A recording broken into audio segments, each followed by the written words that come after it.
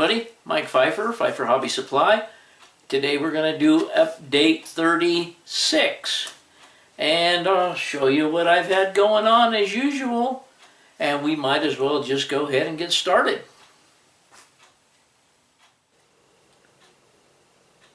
Okay gang, I did not get more plastering done, but I did get more plaster cloth done. Now you realize the mountain. And I did curve. My buddy Mike Canizero came over and we decided to curve this track coming into the mine to bring it over here towards the edge a little closer. And it will look really good there, I think. The mountain is that tall. I got plaster cloth down this face and around these two tunnel portals and all the way around to here where I quit plastering. So if I stand way back here, you can kind of see how that looks. It's a big mountain, but I like it.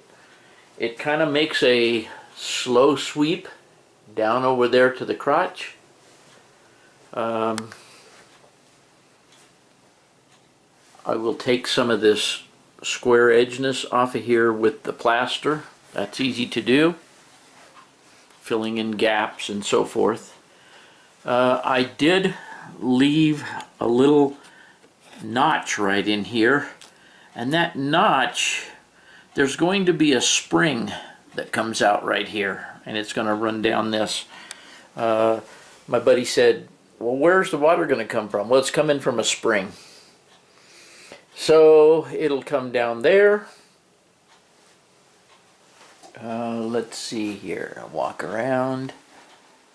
Try and keep you guys not too shaky. We also discussed water over here. And this water will come from a spring up here, or maybe a little crutch that'll come down here, and it's being fed by some various, from up here, some various little springs that'll come down, run under this bridge, run down here, and probably across here, and the tracks will go over that in pipes or whatever the case is, and run off the layout over here. So I've been busy doing that. I just got a while here to come out here and stack up a bunch of newspaper, and this is what I wound up with. Let me see here. This is what I wound up with. Now I'm going to run you over here on the other side and show you something else I did. Okay, I know there's a lot of junk here. I had this great fertilizer company and no way to feed it. So what I did is I took that turnout that I didn't know what I was going to do out over there, turned it around, made it a left hand, put a little siding along there, put another right hand over here for the other end of that siding. That way the mainline trains can come along right there and just dump off and pick up cars. The track that it's sitting on is the temporary branch line track. It will not obviously be there. It will be over here somewhere. But I have a couple more buildings. There's some more buildings somewhere that go with that fertilizer plant. But it's a real nice building, and I hate to just toss it. I wasn't going to toss it out, but not use it. Let me back up here. We were trying to figure out a way to put it up here and get a track to it, but by the time you put that track up there and get it to there, there just wasn't any mountain, really. Now I could bring it in here. I could bring it in here, and I could put the fertilizer plant back here, and there's a lot of different options here. Then I could certainly put something else over there on that little tiny siding over there. But that remains to be seen. I still need to get out here and do some plastering. Over the top of the plaster cloth. I don't know when that's going to take place. You can see that I did bring this plaster cloth down. This plaster cloth will be very steep right in here because they will have taken the dirt out of here and so forth to put whatever industry is in there. It is also possible to cut this fascia down, and I'm not sure which way I'm going to go with that, but nevertheless, there we are. Okay, gang, another thing I did, and I'm going to have to move it obviously, I got my work train out here. And you can see that all my maintenance away equipment is on that very back track. And that's where it will all live, probably most of its life. I have not pulled any of these buildings off and lighted any of these buildings yet. We also had another idea, or Mike had another idea. If I put wax paper down along there and then put a piece of foam on top of there and then decorate that foam, I can landscape that, and having the wax paper under would allow me to scenic down to a certain level and be able to lift that section out of there to rescue any trains that might be there. I thought that was a pretty good idea, especially since I already have foam glued up there that it can rest on. So we're going to talk about that, or I'm thinking about that, but this end down here is obviously my storage area, and I'm not going to do anything with this end until I get some action going here on the other end of the layout. So that's about it for today. The only other thing is I can tell you, I hung up some of my newspaper articles. This particular one here, I drove this train right here, which this Santa Fe train is on that track going up to Santa Rita Mine. I drove that train. This was on a module way back in March of 1994 in Albuquerque. This was March 25th in the Albuquerque newspaper, or Las Cruces Sun News rather. We were set up at the mall. I look like I'm about 12 there. And these were when I had remote control boat. Well, I still have the remote control boats. In fact, I have all of those boats, the tugboat and but I just haven't gotten them out of the attic and gotten them down and refurbished them because they need some work, and gotten back out. A gentleman that used to weather cars for us drew that signals for me. A very good artist, Chad Zinth. And I hung this picture. This is when we were in 2014, when we were on the cover of the Micro News. Other than that, oh, and I hung up a fly swatter. I've had trouble with flies out here and they drive me nuts. But anyway, unimportant, but I'll give you a shot across the layout here. I think you can see how it all ties in. Someone has already mentioned that, but there's how it looks. Okay, gang, I'm not sure exactly where we left off. It's been a while, but anyway, I've got the mountain plastered. I've got this edge plastered all the way around to the other plaster here, and all the way around, all the way around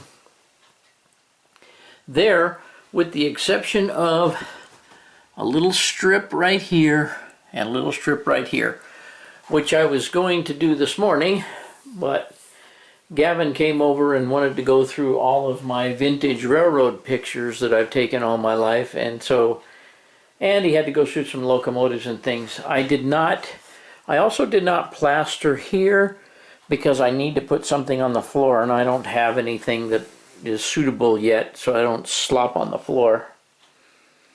One thing I did do is my buddy Mike Canizero, I forgot that I had sold him that shelf. I had bought too many of them when I bought them for the little die cast. So what I'm going to do is move that picture up and put another shelf up there and spread those out in case I get another one or two. And anyway, you can see that that's where the unobtainium mine will go. So that'll work there. Gavin and I were talking, and I'm considering pulling this fascia right here out some, an inch or two possibly. And I won't have to remake the piece or anything. I just need to pull it out, put another piece of wood behind it, and hook them in. And anyway, just to give me a little more room. Plus, we have also decided that, let me get on this side, I'm going to cut this down almost to the top of the foam here, because I want to use this for industry, and it's just too high to slope it down there. It doesn't leave me any room for structures.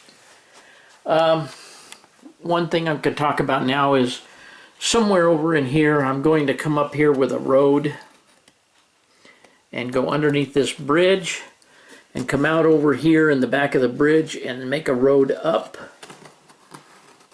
And then this crack, zigzag back here, and then somehow get around and up to the top there, because that's where my forest fire lookout's going to go, I believe. So anyway, I'm plastered all the way around there. So I've got to plaster those little sections over there, the sections you've already seen over here. Oh, we're going to make a change here too. I'll talk about that in a second. Let me run back over here. I don't know what I ran back over here for. Yeah, these sections we got to still plaster. And like I say, this will still be up and it'll slope down here and then be level all the way around there. Now, we were talking about it, and every time I look at this, these 4 tracks out here look way too long to me. I don't know as I need them that long. So what we've talked about doing, and let me change hands with the camera and see if I can do this without messing you guys up.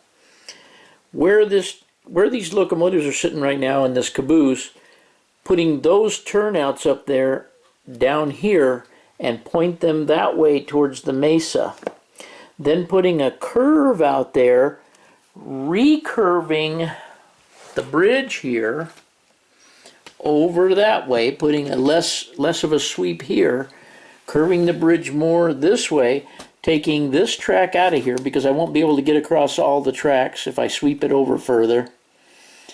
But sweep these 2 bridges over, take this riser off, move it over here, bring it around this way, and come in straight at these tracks here.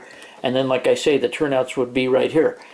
What that allows us to do is the height of this, the height of the double tracks here, we'll be trying to get it over there close to where the outer, well, hang on a minute, I'm having a hard time keeping you guys in here.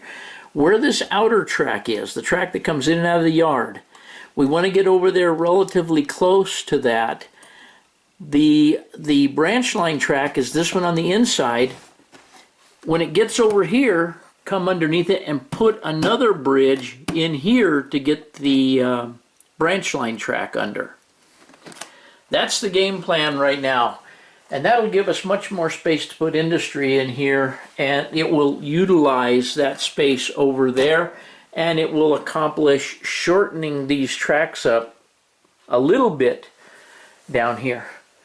Not a whole lot, just a little bit, just enough that they're about the same length as my yard tracks, and that's really what I'm trying to accomplish here. That's all I really need to do. So anyway, I've screwed that all up and you probably don't understand what I'm doing, but anyway, that's it for, what is today? Today is Monday.